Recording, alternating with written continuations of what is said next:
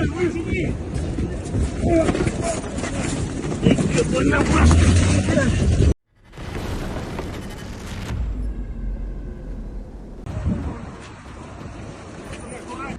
Russia, specifically in the Republic of Dagestan, a curious incident unfolded. Local traffic officers attempted to detain the driver of a GMC truck who purportedly disregarded a police officer's signal at a checkpoint and even attempted to run down another officer before being forcibly stopped, which was captured on video. Additionally, the driver was found to be heavily intoxicated. The driver turned out to be Alekhan Sakayev, the Minister of Emergency Situations of Chechnya, and a Major General of the Internal Service, holding a high-ranking position. Furthermore, the GMC truck was revealed to have been stolen from Canada. What ensued following the incident? Despite the gravity of the offense, upon Sakayev's detention, 11 vehicles from Chechnya, including 3 traffic police vehicles, arrived at the scene. Amidst a confrontation with threats of firearm usage, the group forcibly removed the detainee, evidently overstepping official authority and threatening police officers on duty with murder. Official authorities failed to comment on the incident.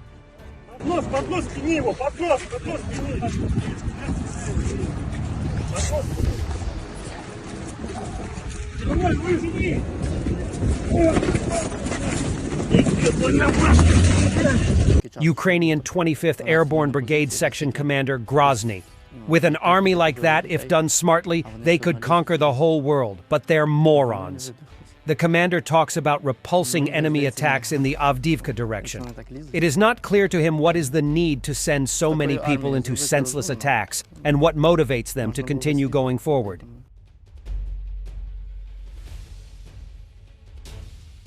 Тут на цьому напрямку Авдіївському я таке перший раз бачу, що скільки ми людей там положили їх, отак уявити, за скільки часу, що я був там 12 днів на позиціях і скільки тієї техніки побили людей, а вони все одно лізуть і лізуть. Вони не видихлися. Мені так здається, ні.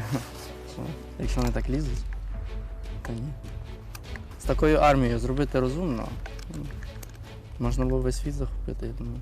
Але вони барани. Я не знаю, що їм там обіцяють. Нас бережуть, нас командування нормально. Нас ніхто не пошле отак просто, як їх в поле. Спочатку дуже страшно. От що буде? От як ми були, отак, наша позиція по посадці, і до нас під'їхав БТР повної піхоти. Але наші FPV-дрони зразу підбили. Вона горіла, піхота розпишилась по полі, ну і ми просто вже їх добили і все. Ще орта наша допомагає. І все. А слідуюча, ми одну розбили, беху, слідуюча зразу через 20 хвилин заїжджає. І стає так посередині посадки повна піхоти. А в них такі очі, вони, напевно, не знали, що ми там є, і все, і надьору. Ну, ми розбили трохи піхоти на бесі, попадали вони там. Хто спів втікти в поле, наші FPV їх там добивали. Танчики лякають до цих пір чи так? Вже вони не лякають, вже ми зрозуміли, що можна їх знищувати десь.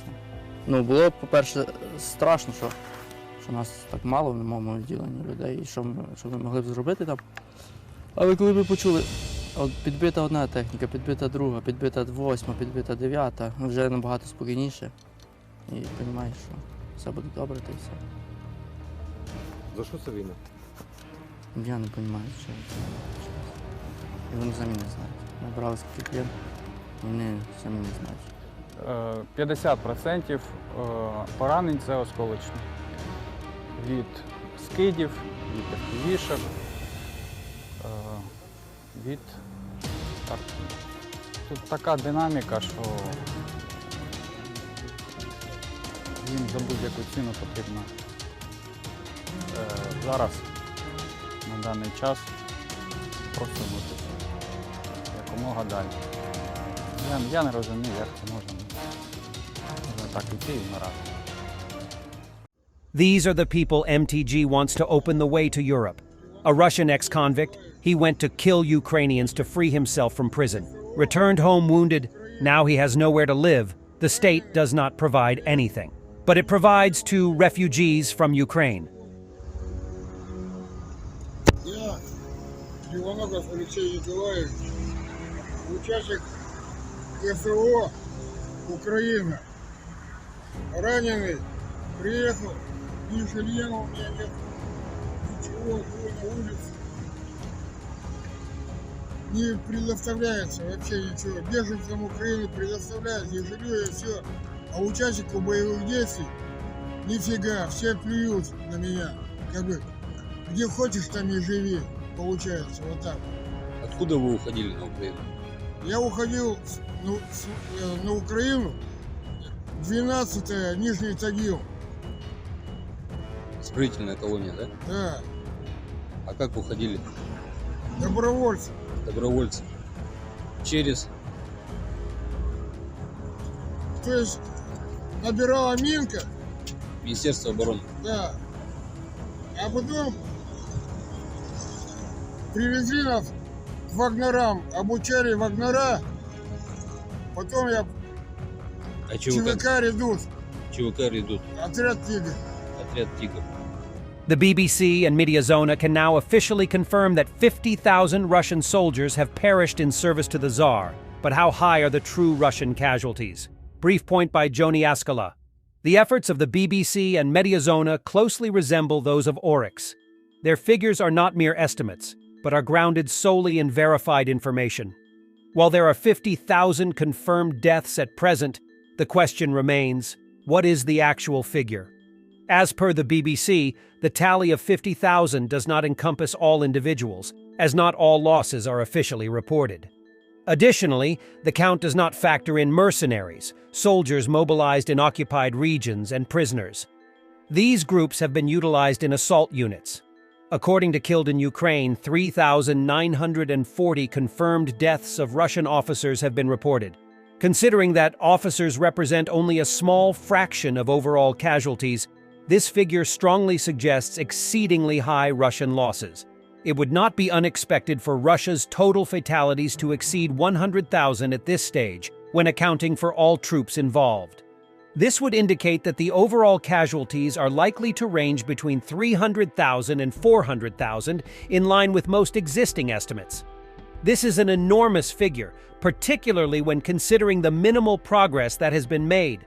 Despite extensive mobilization and significant losses, Russia has yet to successfully invade a single regional capital city in Ukraine after 25 months of all-out warfare. These substantial losses seem insufficient to prompt Russians to question why their leaders initiated this unsuccessful invasion, where their own children don't fight. It appears that it will require even greater losses to spark a re-evaluation. How many more will it take?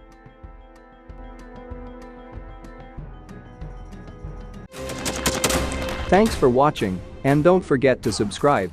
Also, if you want to support Warthog Defense, please become our member and get early access to new videos, exclusive members-only videos, and become administrator in comment section. The membership link is in the description. Rescues every day. We had a guy last week at 6 rescues in 6 days. You know, he's doing the job every day.